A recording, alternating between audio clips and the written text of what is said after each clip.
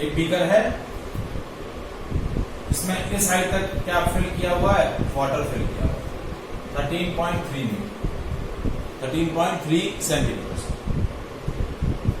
और बॉटम से कुछ 20 सेंटीमीटर यहां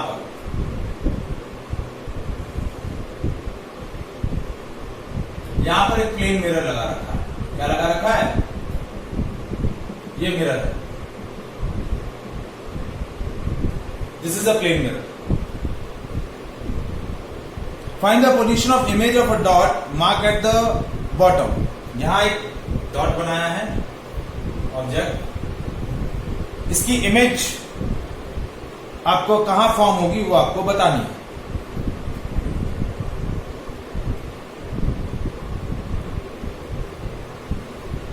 मिरर रख दिया है, सिचुएशन में मिरर है तो रिफ्लेक्शन भी होगा।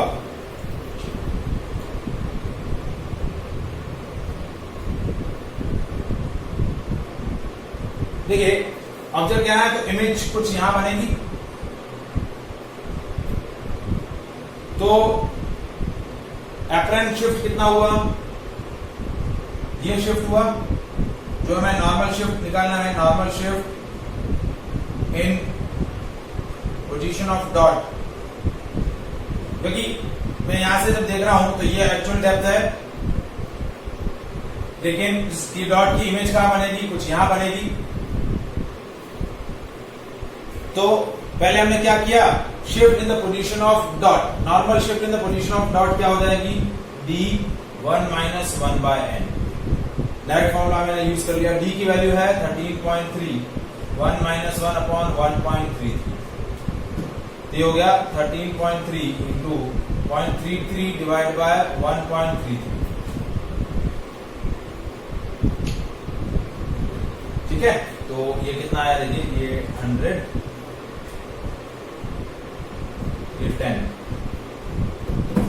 तो ये कैंसिल और ये भी कैंसिल, ये आ गया 3.3 सेंटीमीटर। कितना आया, 3.3 सेंटीमीटर।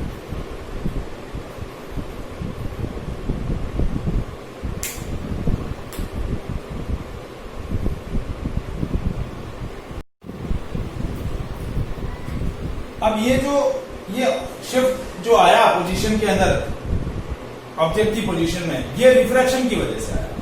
अब ये आपका मिरर है, मिरर से ये डिस्टेंस कितनी हो जाएगी, ये डिस्टेंस हो जाएगी 20 - 3.3, क्योंकि ये पूरा डिस्टेंस 20 है, तो ऑब्जेक्ट डिस्टेंस हो जाएगा 20 - 3.3, तो दैट इज 16.7 सेंटीमीटर। तो मिरर से ऑब्जेक्ट, अब ये इमेज जो बनी रिफ्रैक्शन की वजह से, ये मिरर के लिए ऑब्जेक्ट का काम है। तो now distance of image from mirror कितनी है, 16.7 सेंटीमीटर। तो देखिए आप प्लेन मिरर के सामने जब ऑब्जेक्ट प्लेस करते हैं तो उसकी इमेज बिहाइंड द मिरर बनेगी at the same distance as the object is placed in front of mirror. तो इमेज कहां बनेगी, behind the mirror at the distance of 16.7 centimetre. यहां से 16.7 सेंटीमीटर पीछे की तरफ बनेगी प्लेन मिरर, क्योंकि प्लेन मिरर है तो प्लेन मिरर में जितना आगे आप ऑब्जेक्ट जितना डिस्टेंस पर रहेगा, इमेज उतनी ही पीछे एपरेंट इमेज बनेगी, सॉरी वर्चुअल इमेज बनेगी behind the mirror. So the image formed by a plane mirror is at a distance of 16.7 centimeter behind the mirror. Logic समझ में आया?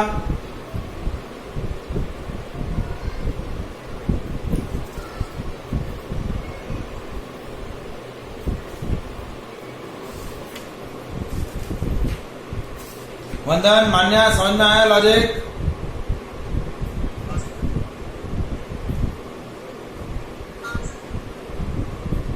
ठीक है, नाउ नेक्स्ट क्वेश्चन देखिए। अ स्मॉल बल्ब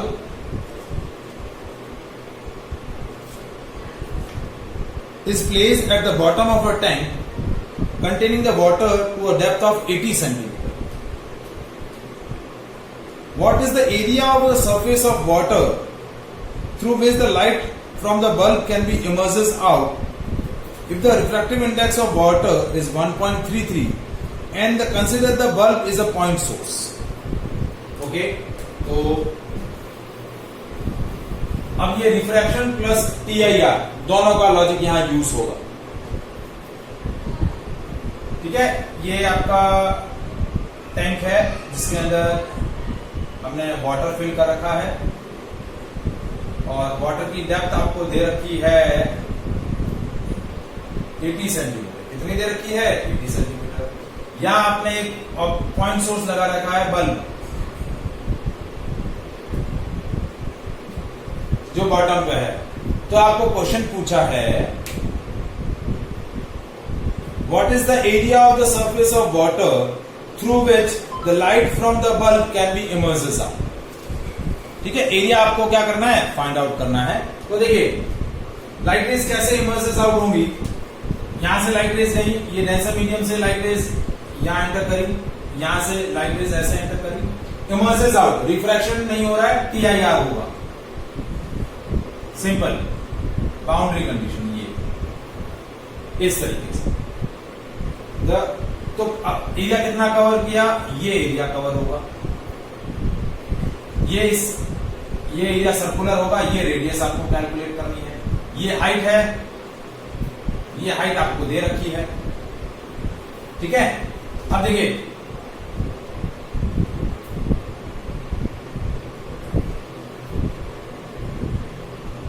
एंगल का logic बता सकते हैं मुझे? एंगल ऑफ इंसिडेंस क्या होगा?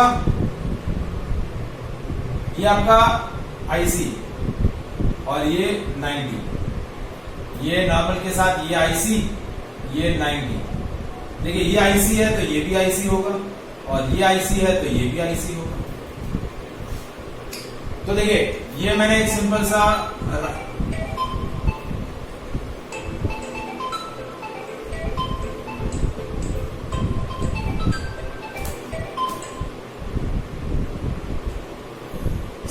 एक राइट एंगल ट्रायंगल लिया. ये R, ये H और ये IC. ठीक है, तो R की वैल्यू आपको पता चल जाएगी, H की वैल्यू दे रखी है, IC की वैल्यू इनडायरेक्टली दे रखी है. देखिए sin IC is to 1/n ये होता है. तो sin IC is equals to 1/1.33.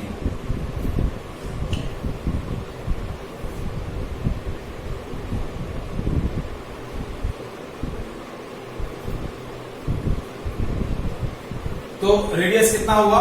देखिए ये आपका परपेंडिकुलर है और ये बेस है.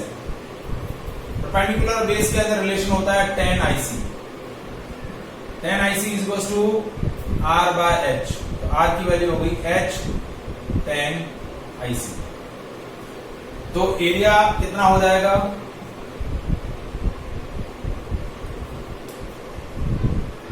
Area of circle that is pi R². तो पाई R की जगह H tan IC का स्क्वायर. यह आपका एरिया ऑफ सर्कल हो जाएगा. ठीक है, tan IC के लिए आप क्या लॉजिक यूज कर सकते हैं? Pythagoras theorem, trigonometry. ये IC ये हो गया परपेंडिकुलर, ये 1.33. तो बेस, ये बेस हो जाएगा. बेस हो जाएगा 1.33 का स्क्वायर माइनस 1 का square.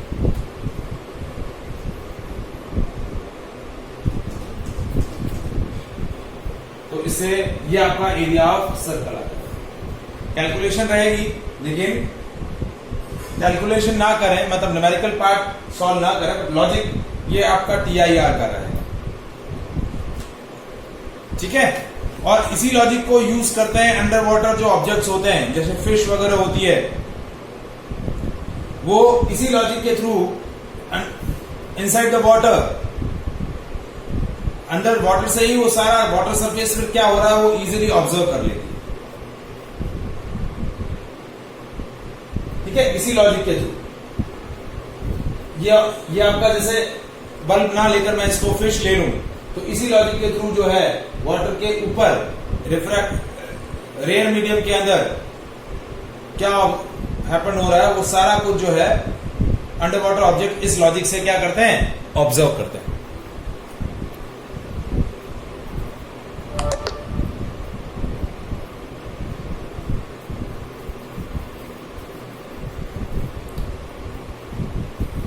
Is it clear? Question समझ में आया बेटा?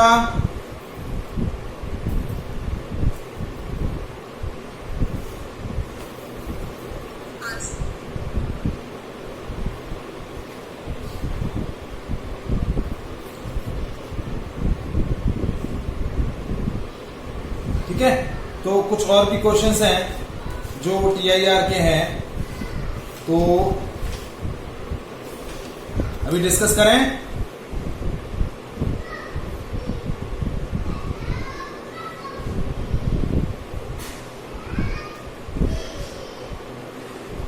हाँ जी बेटा,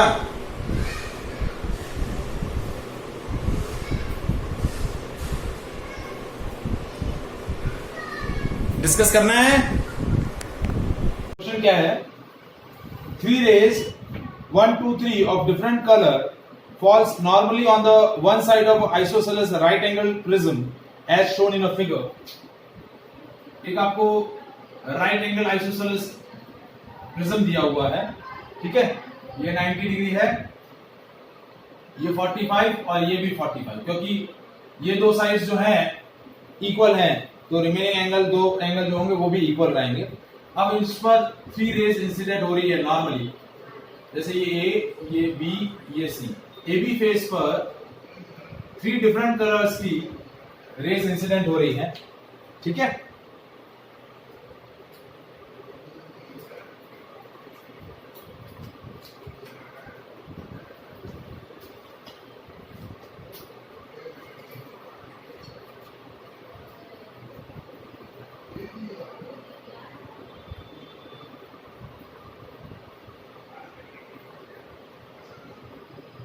वन, टू और ये 3। Now refractive index of the prism for these 3 rays, देखिए N1 के लिए, फर्स्ट रे के लिए जो ग्लास प्रिज्म का रिफ्रैक्टिव इंडेक्स है वो है 1.39, सेकेंड रे के लिए है इट विल बी 1.47 और थर्ड रे के लिए है 1.52 respectively. That will be the refractive index of glass prism for these 3 rays. Find which of these rays get immediately reflected and which get only refracted from the face AC. अब इन 3 raise में से कौन सी रे जो है उसका refraction होगा और किसका टोटल इंटरनल रिफ्लेक्शन होगा।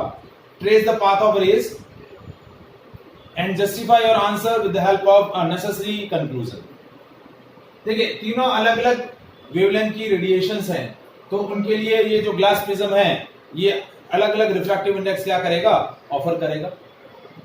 तो देखिए अब जब लाइट रे इस AB सरफेस पर इंसिडेंट होगी, it goes straight without any deviation, तो ये भी सीधी गई,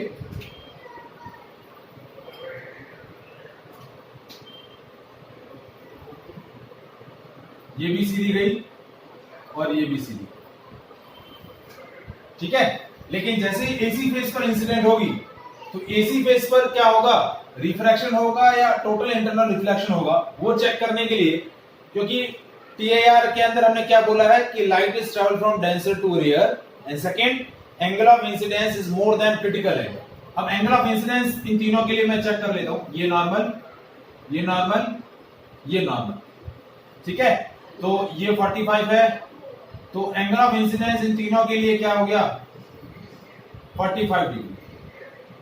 इन तीनों रे के लिए एंगल ऑफ इंसिडेंस कितना हो जाएगा, 45 डिग्री। जब तीनों रे AC फेस पर इंसिडेंट होगी, एंगल ऑफ इंसिडेंस क्या हो जाएगा, 45। Now for TIR angle of incidence is more than critical angle and for refraction angle of incidence is less then critical angle. यानी क्रिटिकल एंगल की वैल्यू 45 से कम आई तो आपका टोटल इंटरनल रिफ्लेक्शन हो जाएगा, और 45 से ज्यादा आई तो नहीं होगा। तो अब क्रिटिकल एंगल की वैल्यू कैसे आएगी? For critical angle sine IC is equal to 1/n। तो आईसी की वैल्यू हो जाएगी साइन इनवर्स 1/n। तो आईसी की वैल्यू हुई साइन इनवर्स पहली रे के लिए, फॉर रे 1 IC1, रे 1 के लिए क्या होगा? Sine inverse 1/n1। तो ये हो गया साइन इनवर्स 1/1.39।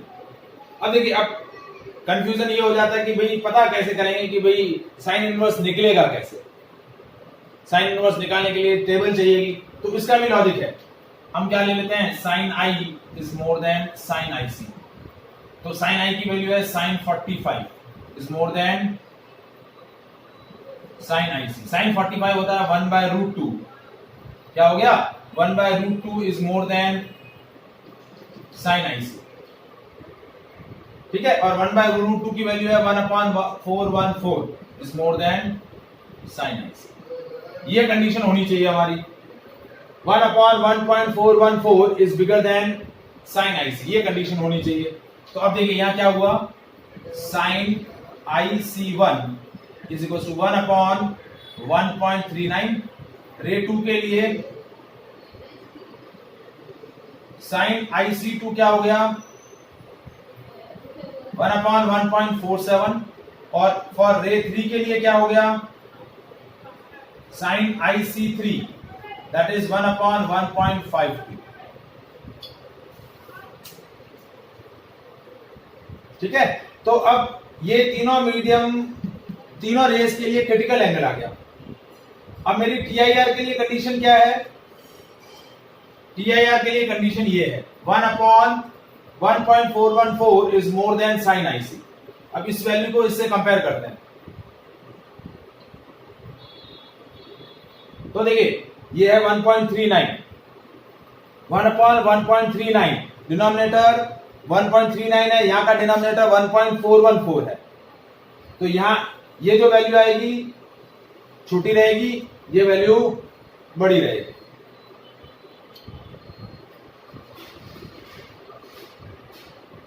ठीक है, तो किस रे का रिफ्रैक्शन TIR होगा?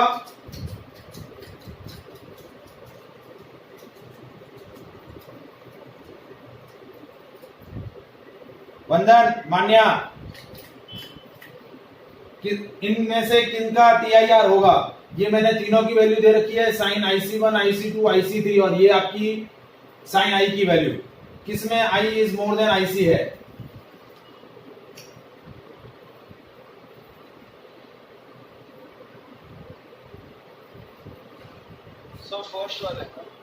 फर्स्ट वाले में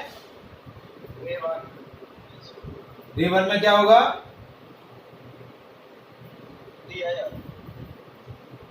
सोचो, रे 1 में TIR कैसे होगा?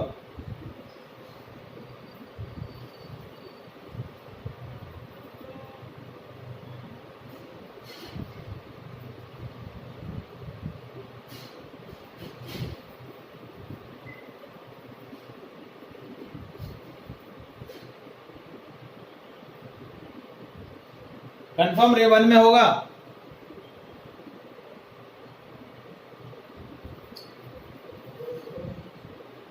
देखिए, फॉर रे 1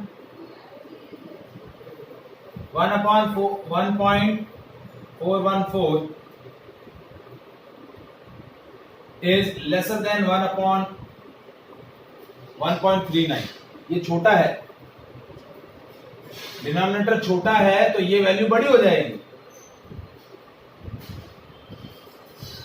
तो मतलब क्या हुआ? Sine I is less than sine IC1। TIR नहीं हुआ रे 1 के लिए। रे 1 के लिए क्या हुआ? रिफ्रैक्शन हुआ। अच्छा, हाँ सर, अगर मेरे को लगा TIR के अंदर वो बाहर चला जाता है। TIR में बाहर नहीं, TIR मतलब टोटल इंटरनल रिफ्लेक्शन होगा उसी मीडियम में। तो रे 1 में क्या हुआ, रिफ्रैक्शन हुआ, तो it bends away from the normal, ये ऐसे बाहर आ जाएगी, bends away from the normal. Ray 1 ऐसे बाहर आ गई, ये 1 आ गई रे बाहर। अब फॉर रे 2, रे 2 के लिए क्या हुआ, 1/1.414 इज, ये वैल्यू बड़ी है क्योंकि डिनोमिनेटर छोटा है तो ऊपर ओवरऑल न्यूमेरिकल वैल्यू बड़ी हो जाएगी। तो क्या हो गया, sine I is more than sine IC2, तो क्या हो गया आपका TIR हो गया। तो ये TIR रे 2 के लिए। फिर रे 3 के लिए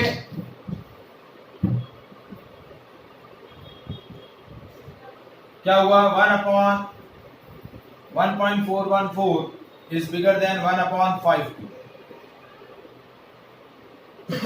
Again sin I is more than sin IC3, TIR and TIR, और यहां क्या हुआ, रिफ्लेक्शन, तो इसका भी TIR। अब मैं यहां एक आपको सिंपल सा एक स्मॉलर सा हिंट कर देता हूं। हिंट क्या है, यदि आपका एंगल ऑफ इंसिडेंस √2 आता 45 डिग्री है, 1/√2 आता है, तो √2 की वैल्यू होती है 1.414। तो जब भी किसी मीडियम का रिफ्रैक्टिव इंडेक्स 1.414 से ज्यादा होगा, जिस भी पर्टिकुलर रे के लिए मीडियम का रिफ्रैक्टिव इंडेक्स 1.414 से ज्यादा होगा for isosceles right angle triangle prism के लिए, तो जैसे ये 1.414 है, सेकेंड मीडियम की वैल्यू है 1.47, थर्ड मीडियम के लिए 1.52, थर्ड रे के लिए, तो ये दोनों वैल्यू 1.414 से ज्यादा है, तो ये दोनों रे क्या होंगी, TIR परफॉर्म करेंगे। Is it clear?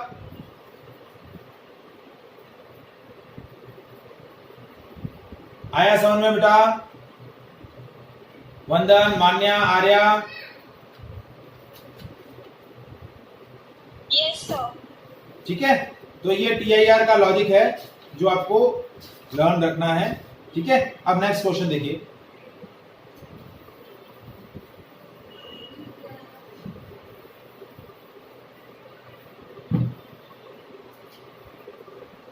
Second question, a ray of light incident normally on the one of the face of a right angle isosceles prism is found to be totally reflected.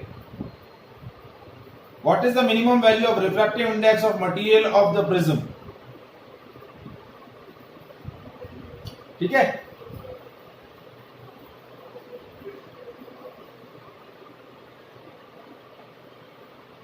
ये A, ये B, ये C।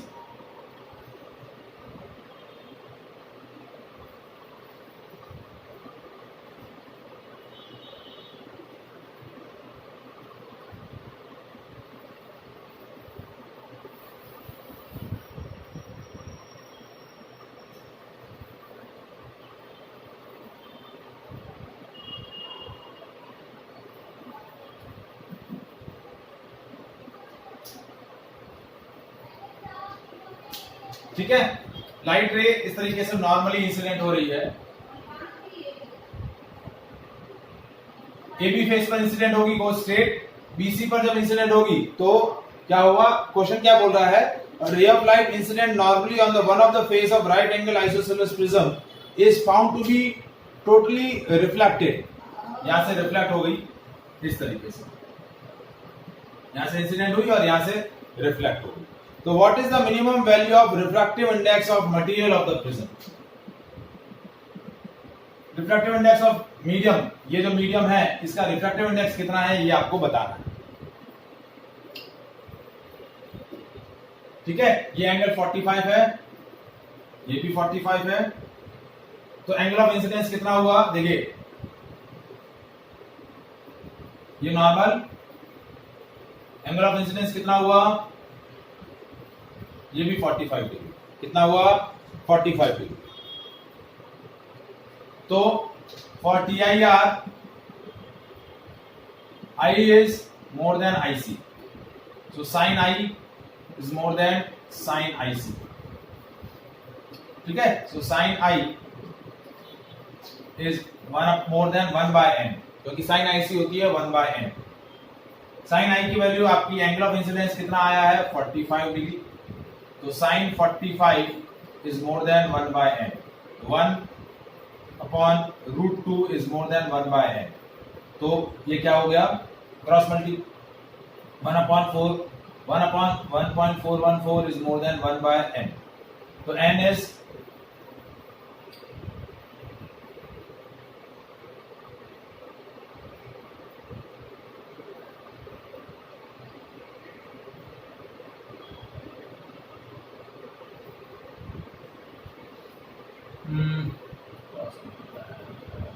n is more than 1.414, more than equals to। TIR इस case में भी हो सकता है, equals to के केस में भी हो सकता है, क्योंकि TIR में होगा यदि equals to होगा I is equals to IC, तो इस तरीके से इमर्ज आउट होगी। क्या होगी? इस तरीके से इमर्ज आउट होगी। यदि I is equals to IC है तो आपका एंगल ऑफ रिफ्रैक्शन 90 होता है। तो n की मिनिमम वैल्यू कितनी हो गई? 1.414, यानी n is minimum value of n is √2। Is it clear?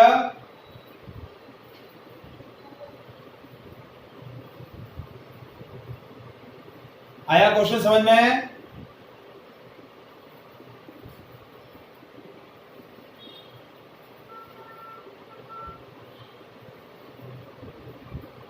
वंदन, मान्या, क्वेश्चन समझ में आया बेटा?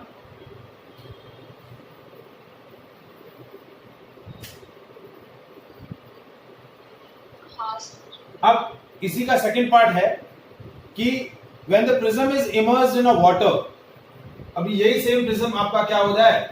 वाटर के अंदर इमर्ज हो जाए, then trace the path of the immersed ray for the same incident ray, indicating the value of all the angles, and refractive index of water is 4/3। ठीक है? यदि अब यही प्रिज्म आपका क्या हो जाए? वाटर के अंदर इमर्ज हो जाए, क्या हो जाए? वाटर के अंदर इमर्ज। कैसे? देखिए,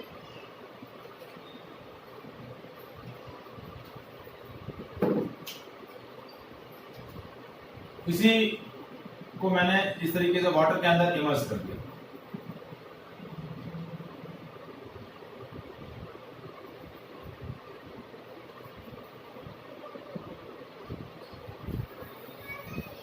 क्या कर दिया? इस तरीके से ग्लास प्रिज्म को इस तरीके से पानी के अंदर इमर्स कर दिया। और इस मीडियम का रिफ्रैक्टिव इंडेक्स क्या है? Ng is 4/3। तो अब क्या पूछ रहा है कि what will be the of the path of light रे? लाइट रे का पाथ क्या होगा? TIR होगा या नहीं होगा? नहीं होगा तो रिफ्रैक्टेड रे कैसे बनेगी वो आपको बताना है। तो देखिए, अब यहां लॉजिक क्या लग जाता है कि हमने sin IC की वैल्यू क्या लिखी थी? sin IC is 1/n। ये हम कब लिखते हैं? जब आपका रेयर मीडियम जो है वो क्या हो? रेयर मीडियम क्या हो? एयर। अब इस मीडियम की ये आपका रिफ्रैक्टिव, ये मीडियम है, इसका रिफ्रैक्टिव इंडेक्स कितना आया? √2 आ गया, और इसकी वैल्यू है 4/3, दैट इज 1.33, और ये है 1.414। तो अब इस सिचुएशन के लिए sin IC क्या हो जाएगा? इस सिचुएशन के लिए sin IC होगा, अब sin IC हम लगा रहे हैं। पहले सपोज हम ऐसा माने कि लाइट सपोज इमर्ज आउट हो रही है, अभी हो रही है या नहीं हो रही है चेक कर रहे हैं। तो हमने बोला कि भाई अप्लाई स्नेल्स लॉ अप्लाई किया हमने।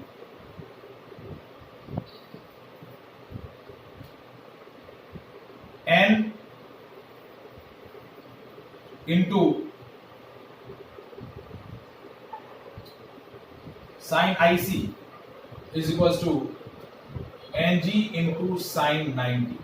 मैंने ऐसा सपोज किया है कि लाइट जो है वो इमर्स आउट हो रही है या नहीं हो रही है, वो मैं चेक करूंगा जब मेरी इंसिडेंट की वैल्यू आईसी के इक्वल या उससे बड़ी होगी।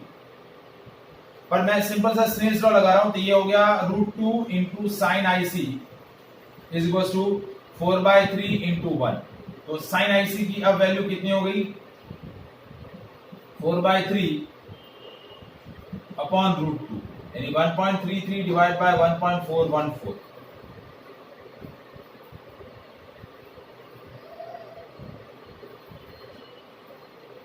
ठीक है, ये वैल्यू कैलकुलेट करके बताओ मेरे को कितनी आ रही है साइन आईसी की वैल्यू।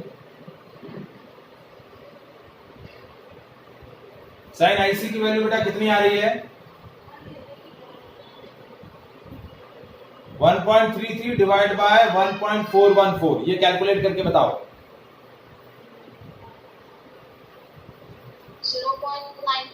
0.94।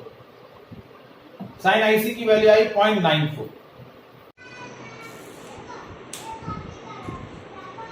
ठीक है, कितना टाइम बचा है बेटा,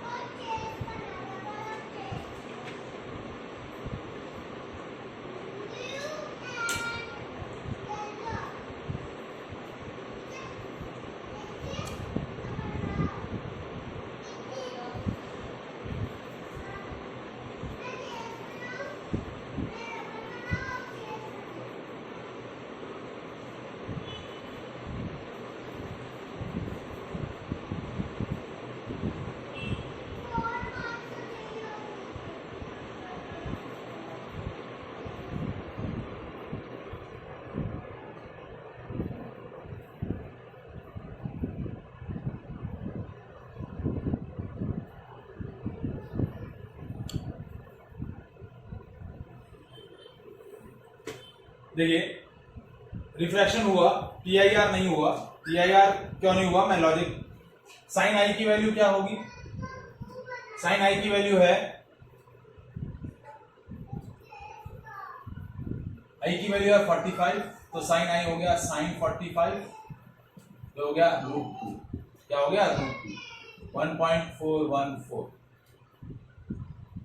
क्या हो गया 1.414। ठीक है, अब हमने क्या लॉजिक बोला था,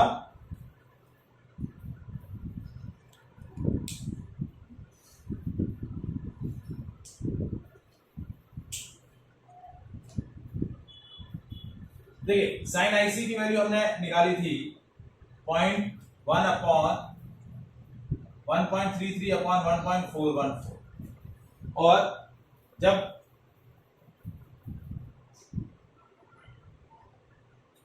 हम नॉर्मली यदि मीडियम नहीं है तो उसमें बात करें तो आई की वैल्यू क्या है, 1n into sine I is equal to 1 into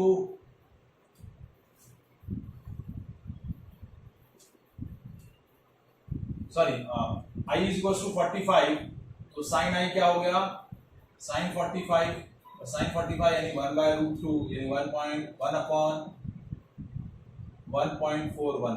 देखिए ये एक वैल्यू है और ये वैल्यू है, दोनों को कंपेयर करेंगे तो क्या आया, देखिए दोनों का डिनोमिनेटर सेम है लेकिन न्यूमरेटर इसका 1 है, इसका 1.33 है, तो ये बड़ा हो गया साइन आई लेस देन साइन आईसी, तो टीआईआर नहीं होगा, क्या होगा रिफ्रैक्शन ऑफ लाइट, क्या होगा रिफ्रैक्शन, राइट। इस तरीके से away from the medium bend होता है।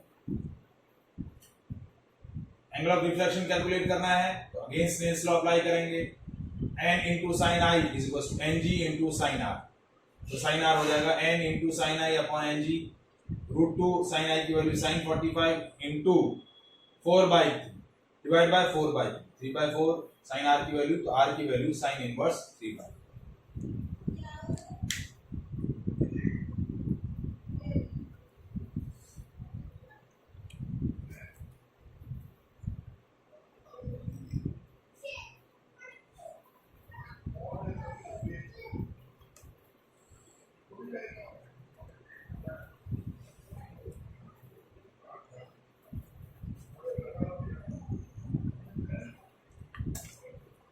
Is that clear?